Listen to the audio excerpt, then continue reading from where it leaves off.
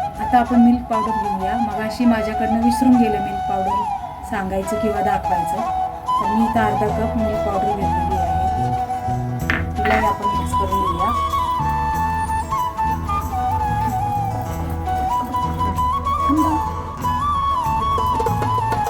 अशा प्रकारे आपले हे मिक्स करून झाले आहे.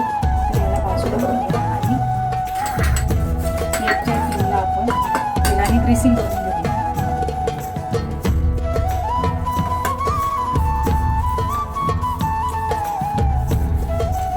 तेलाने ग्रीसिंग केल्यानंतर आपण यामध्ये थोडीशी मैदा घालून घेऊया, जेणेकरून आपला केक खाली पॅनला चिकटणार नाही.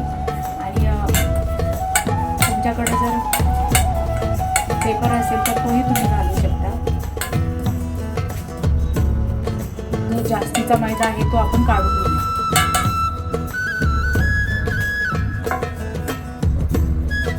आता यामध्ये आपण हे बॅटर घालून घेऊया.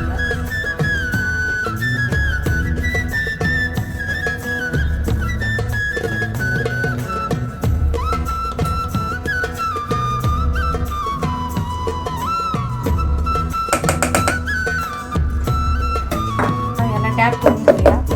यातले एक्स्ट्रा बबल असेल ते निघून जातील.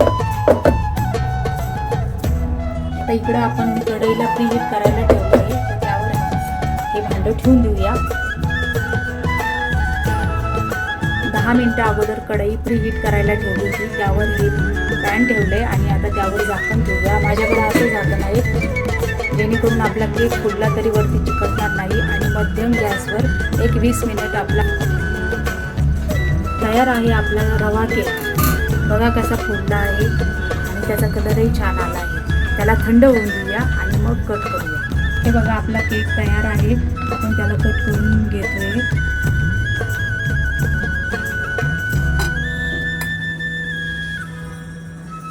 हे बघा कसा फ्लफी केक झालेला आहे. आपण सर्व केक कट करून घेऊया.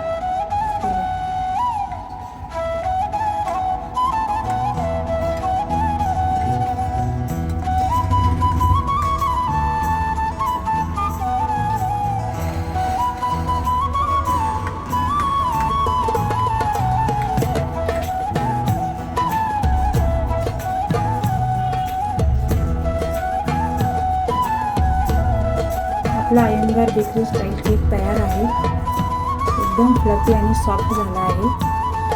नक्की बघा आणि लाईक, शेअर आणि सबस्क्राईब करा संगीता किचन. थँक्यू.